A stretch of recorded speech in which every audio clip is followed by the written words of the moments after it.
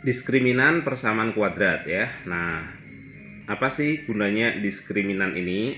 Pertama, kita mesti tahu apa itu diskriminan. Biasanya disingkat dengan huruf D. Ini besarnya adalah B kuadrat min 4AC gitu ya. Nah, dimana A, B, C itu apa sih? Ini A, ini B, ini C ya.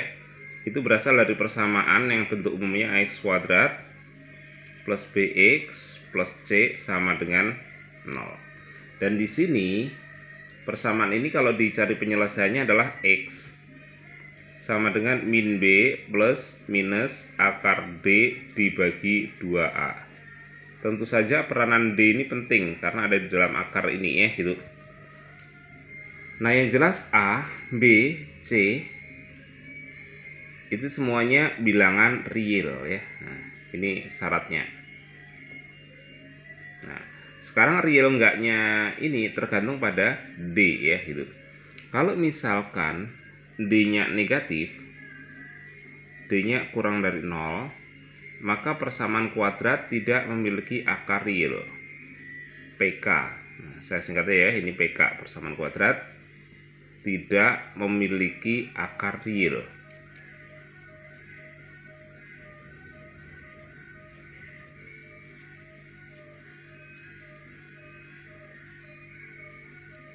Gitu.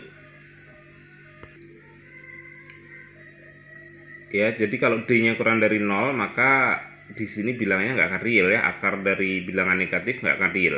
Berarti supaya real D-nya nggak boleh kurang dari 0 ya, nggak boleh negatif. Berarti bisa positif, bisa juga lebih besar, bisa juga sama dengan 0. Maka dikatakan persamaan kuadrat memiliki dua akar real. Dan ini pengertiannya sebenarnya masih terbagi dua nih, gitu loh. Gitu. Lebih besar atau sama dengan kan? Nah, berarti bisa sama dengan, bisa juga lebih besar saja gitu. Nah, kalau sama dengan 0 gimana itu? Nah, kalau sama dengan 0 berarti ini nggak ada kan? X1 nya min B per 2A dan X2 nya juga min B per 2A itu. Berarti kan sama nilainya ya, atau dikatakan kembar ya gitu. Jadi nanti persamaan kuadrat memiliki dua akar kembar. Ini kalau D-nya sama dengan 0. Nah, berarti nanti kalau lebih dari 0 saja gimana? Berarti kalau lebih dari 0, persamaan kuadrat memiliki dua akar real berbeda ya. Jadi kalau ini nggak ada kata-kata berbeda nih gitu. Berarti bisa beda, bisa sama ya. Kalau beda ya memang berbeda, kalau sama dikatakan kembar ya. Jadi kalau kembar itu pasti dua akar juga. Nggak mungkin cuma satu akar jadi kembar. Nah, kemudian untuk D lebih dari 0 ini ada yang spesifik ya gitu. Spesifiknya gimana nih gitu. Nah, yaitu nanti kalau akar-akar rasional ya gitu. Jadi apa sih maksudnya rasional ya gitu. Kita kan mesti mengenali bilangan rasional. Kalau misalkan saya punya gini ya, bentuk akar ya, katakanlah akar 3 itu. Ini contoh yang irasional. Jadi bentuk akar ini contoh irasional ya gitu. Nah, kalau misalkan akar 4 berarti 2. Nah, maka ini kategorinya rasional.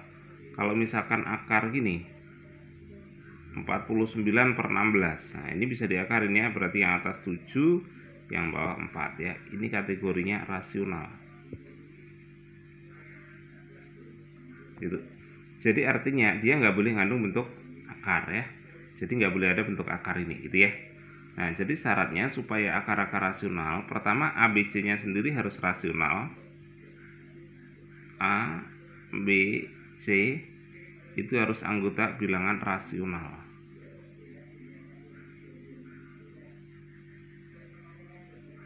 Gitu. Karena kalau ini misalkan B-nya berupa bentuk akar di akar 5 itu ya. Nah, walaupun ini misalkan 16, nah, 16 kan bisa diakarin ya jadi 4 ya, kelihatannya nanti jadi rasional, tapi karena ini berupa akar nggak bisa. Jadi ABC rasional dulu. Terus nanti ada syarat juga, syarat berikutnya itu D. D-nya sama dengan bilangan kuadrat kayak 16 tadi gitu ya. 16 kan 4 kuadrat ya gitu. Jadi kalau D-nya bilangan kuadrat bisa diakarin ya, dengan ketentuan K-nya sendiri juga harus rasional. Ternyata K-nya log 2, nggak bisa ya. Log 2 dikuadratkan, nggak bisa ya. Karena log termasuk irasional. Jadi syaratnya ini.